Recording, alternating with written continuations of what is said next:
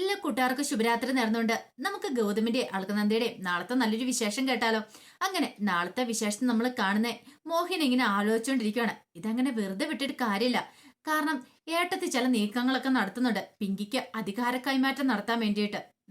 ഏട്ടത്തിയുടെ കാലശേഷം പിങ്കിക്കായിരിക്കും അവകാശം. അത് പാടില്ല. തന്റെ മകള് മരുമകള് പവിത്ര ഗർഭിണിയായിട്ടിരിക്കുകയാണ്. അങ്ങനെയാണെങ്കിൽ അവൾക്കല്ലേ ഈ വീട്ടിൽ അധികാരം കിട്ടേണ്ടത്. അവളായിരിക്കില്ലേ ഇനിയിപ്പം ഇവിടുത്തെ അവകാശിയായിട്ട് വരേണ്ടത്. അവളാണ് ഇന്ത്യവരത്തിലേക്ക് ഒരു അനന്തരാവകാശിനെ കൊടുക്കാനായിട്ട് പോകുന്നത്. അങ്ങനെയാണെങ്കിൽ അവൾക്ക് വേണം അധികാരം കിട്ടാനായിട്ട്. അങ്ങനെ മോഹിനി ചില കണക്കൂട്ടുകളൊക്കെ നടത്തുവാണ്. അല്ലാതെ പിങ്കി അവൾ ഒരു കാരണവശാലും ഇവിടെ അധികാരം സ്ഥാപിച്ചുകൂടാ. അല്ലെങ്കിൽ പിങ്കിക്ക് ഇവിടെ എന്താ അധികാരം ഇരിക്കുന്നേ?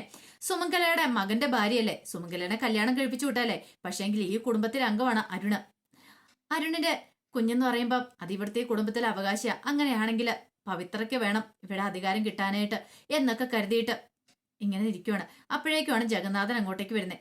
ജഗന്നാഥൻ വന്നു കഴിഞ്ഞപ്പോഴത്തേനും മോഹിനി തന്റെ മനസ്സിലുള്ള കാര്യങ്ങളൊക്കെ പറയണം. മോഹിനി ജഗന്നാഥനോട് പറഞ്ഞു, ഒരു കാര്യം ഞാൻ പറയാം ജഗന്നാഥ, ഈ കുടുംബത്തിലെ അടുത്ത അവകാശിയായിട്ട് വരേണ്ട പവിത്രയാന്ന് പറയണം. അപ്പോഴേക്കും പവിത്രയും കൂടെ അങ്ങോട്ടേക്ക് വന്നു. എന്താ അമ്മേന്ന് ചോദിക്കണം. ഇത് കേട്ടപ്പോ മോഹിനി പറഞ്ഞു, അതെ ഞാൻ ചില തീരുമാനങ്ങളൊക്കെ എടുത്തിട്ടുണ്ട്, അതൊക്കെ ഈ കുടുംബത്തിലെല്ലാരെയും അറിയിക്കണമെന്ന് പറയണം. ജഗന്നാഥൻ പറഞ്ഞു, നീ എന്ത് തീരുമാനം എടുത്തിരിക്കുന്നേ? അല്ല പിങ്കി അല്ലേ ഈ വീട്ടിലെ കാര്യങ്ങളൊക്കെ നോക്കുന്നേ, അതിന്റെ കാര്യം എന്തായിരിക്കുന്നേ? പിങ്കിക്ക് ഈ വീട്ടിലെ കാര്യങ്ങളൊക്കെ നോക്കേണ്ട കാര്യമുണ്ടോ എന്ന് ചോദിക്കണം. അതെന്താ? അല്ല ഒന്ന് ആലോചിച്ച് നോക്കിയേ. ഇനി ഇപ്പൊ അതിന്റെ കാര്യമില്ല. പവിത്ര ഗർഭിണിയാണല്ലേ, ഇന്ത്യവരത്തിലെ അനന്തരാവകാശിയെ കൊടുക്കാൻ പോകുന്ന അവളാണ്. അപ്പൊ അവളായിരിക്കണം ഈ വീട്ടിലെ ഇനി ഇപ്പൊ അടുത്ത കാർന്നോത്തി ആവേണ്ടത് അവളാന്ന് പറയണം. ഇത് കേട്ടപ്പോൾ ജഗന്നാഥൻ പറഞ്ഞു, അതൊക്കെ നടക്കുന്ന കാര്യമാണോ? ഏടത്തിയാണ് സമ്മതിക്കുമെന്ന് തോന്നുന്നുണ്ടോ? എന്തുകൊണ്ട് സമ്മതിച്ചുകൂടാ? സമ്മതിക്കാതിരിക്കാൻ വഴിയില്ല. ഏടത്തിയോട് പറയുക തന്നെ ചെയ്യണമെന്ന് പറയണം. പവിത്ര പറഞ്ഞു, അത് പിന്നെ അമ്മയെ ഞാൻ വേണ്ട വേണ്ട നീ കൂടുതലൊന്നും പറയണ്ട. ശരിക്കും പറഞ്ഞാല് ആ നന്ദുമൻ ഈ കുടുംബത്തിലെ ആരുമല്ല, അവനെ ദത്തെടുത്തിരിക്കുന്ന. പിന്നെ അവനെ എന്തിനാ ഇവിടെ വെച്ചു അഴിക്കേണ്ട കാര്യമില്ല. ഇവിടെ ശരിക്കും പറഞ്ഞ ഇന്ത്യവരത്തിലെ ചോര തന്നെ ഇങ്ങോട്ടേക്ക് വരാൻ പോവാ. പിന്നെ ഈ പറയുന്ന ഗൗതവും നന്ദയും കൂടെ പോയി ഒരു കുഞ്ഞിനെ ദത്തെടുത്ത ഒന്നും കാര്യങ്ങളൊന്നും നടക്കത്തൊന്നുമില്ല എന്നൊക്കെ പറഞ്ഞിട്ട് മോഹിനി പറയണം. ജഗന്നാഥൻ പറഞ്ഞു, അല്ല പിങ്കി അല്ലേ ഈ വീട്ടിലെ കുടുംബത്തിലെ കാര്യങ്ങളൊക്കെ നോക്കി നടത്തുന്നേ, അവൾക്കല്ലേ ഇവിടെ അധികാരം കൂടുതലുള്ളതെന്ന് ചോദിക്കാം. അതൊക്കെ നമ്മൾ അങ്ങോട്ട് മാറ്റാനായിട്ട് പോവാന്നൊക്കെ പറയണം. ഇത് ഏട്ടത്തിയോട് എനിക്ക് പറയണമെന്ന് പറയാം.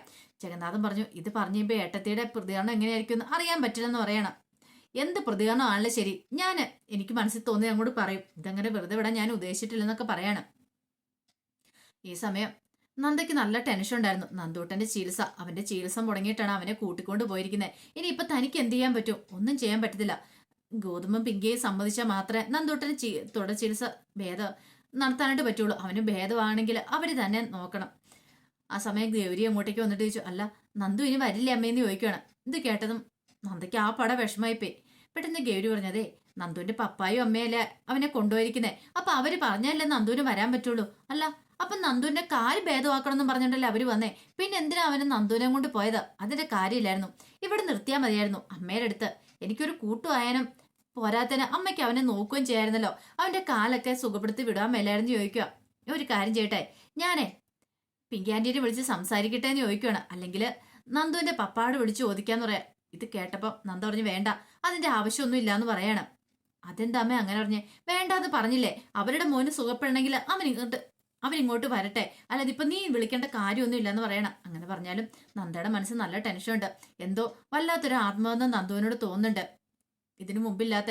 കാരണം ഇതിനു മുമ്പ് കുറെ കുട്ടികളെ കണ്ടിട്ടുണ്ട്, അവരെയൊക്കെ ചികിത്സിച്ചിട്ടുണ്ട്. പക്ഷെ അതുപോലെയല്ല നന്ദൂട്ടനോട് സംസാരിക്കുമ്പോഴും ഇത്രയും ദിവസം അവനിവിടെ ഉണ്ടായിരുന്ന സമയത്ത് എന്തോ മനസ്സിൻ്റെ ഒരു സന്തോഷമൊക്കെ ഉണ്ടായിരുന്നു. പോയി കഴിഞ്ഞപ്പോൾ പെട്ടെന്ന് ഗൗരിനെ പോലെ തനിക്കും ഒരു ഡിപ്രഷൻ അടിച്ചോന്ന് നന്ദു ഒരു നിമിഷം ആലോചിക്കുകയാണ്. ഒരു പക്ഷേ ഇന്ത്യവരത്തിലെ കുട്ടിയായതുകൊണ്ടായിരിക്കും തനിക്ക് ഇത്ര അടുപ്പം അവനോട് തോന്നേ. ഗൗതമിന്റെയും പിങ്കിയുടെയും കുട്ടിയല്ലേ എന്നൊരു ചിന്തയും മനസ്സിലേക്ക് വരുവാണ്. ഈ സമയം നന്ദുവിന് ഭയങ്കര സങ്കടമായിരുന്നു. നന്ദു എന്ത് ചെയ്യണം, ഫോൺ എടുത്തോണ്ട് വരുവാണ്. പിങ്കിയുടെ ഫോൺ എടുത്തോണ്ട് വന്നിട്ട് അതിനകത്ത് ഗൗരിയുടെ നന്ദുവിന്റെ അവരുടെ വീഡിയോസ് ഒക്കെ കണ്ടുകൊണ്ടിരിക്കുക. അപ്പോഴോർത്തു, ഒരു കാര്യം ചെയ്താലോ, ഗൗരീനെ ഒന്ന് വിളിച്ചു നോക്കിയാലോ എന്നൊരു ചിന്ത നന്ദുവിന്റെ മനസ്സിലേക്ക് വരിക. വിളിച്ചിട്ട് പോലില്ല, അവളോട് യാത്ര പോലും പറയാതെ പോന്നെ, അവൾക്ക് പിണക്കമായിരിക്കോ തന്നോട് എന്നൊക്കെ കരുതിയിട്ട് ഫോൺ എടുത്തിട്ട് ഗൗരീനെ വിളിക്കുകയാണ്.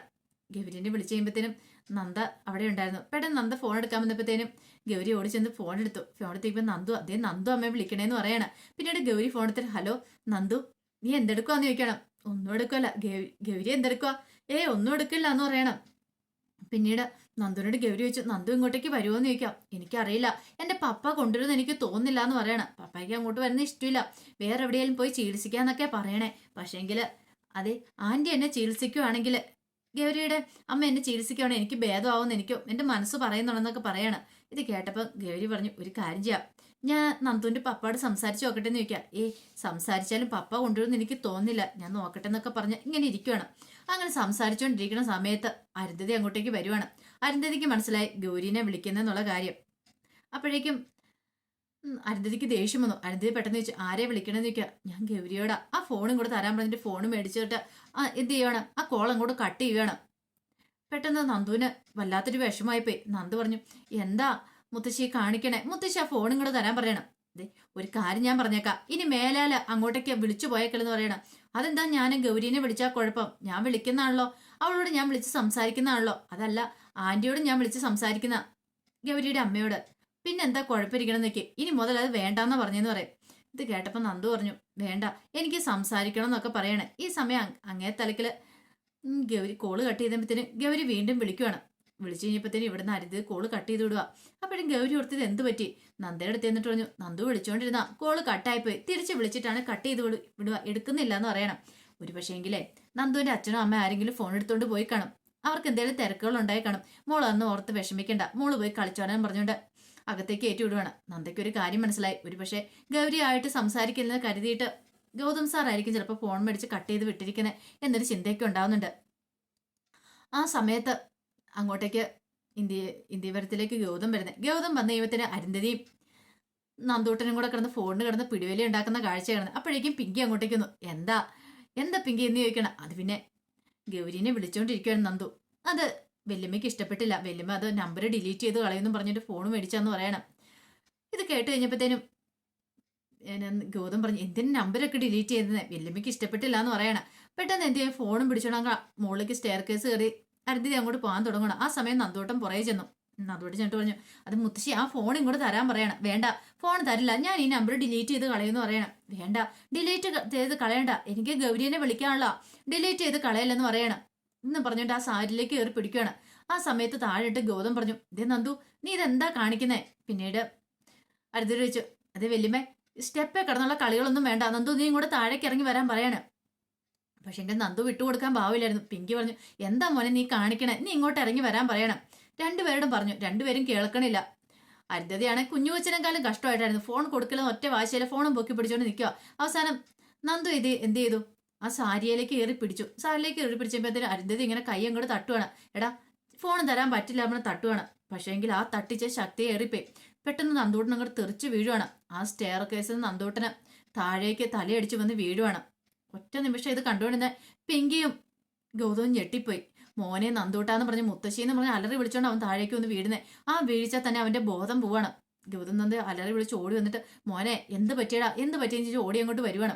അരുന്ധതി അത്രയ്ക്ക് പ്രതീക്ഷിച്ച കാര്യമല്ല ഇങ്ങനെയൊരു സംഭവം ഉണ്ടാവുന്നുള്ളത്. അവനെ കോരി എടുത്തു കഴിഞ്ഞപ്പോഴത്തേനും അവന് ബോധം ഉണ്ടായിരുന്നില്ല. പിങ്കി അവിടെ കിടന്ന് അലറി വിളിക്കുകയാണ്.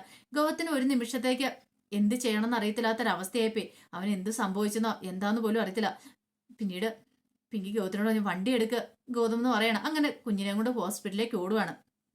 അതിന്റെ വിശേഷങ്ങളൊക്കെ നാളെ കാണാൻ പോകുന്നത്. ഇതിന്റെ ഫുൾ വിശേഷം വന്നു കഴിയുമ്പോൾ അറിയാം എന്തൊക്കെ സംഭവിക്കും എന്നുള്ളത്. ഒരു പക്ഷേങ്കിൽ ഇതോട് കൂടിയിട്ടെല്ലാം കലങ്ങി തെളിയാൻ ചാൻസ് ഉണ്ട്. വീണ്ടും നന്ദൂട്ടൻ നന്ദയുടെ അടുത്തേക്ക് വരും.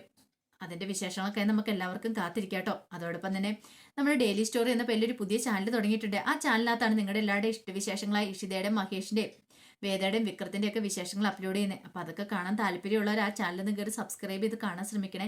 എല്ലാവർക്കും ഒരിക്കൽ കൂടി നല്ലൊരു ദിവസം ആശംസിച്ചു നിർത്തുന്നു. നന്ദി.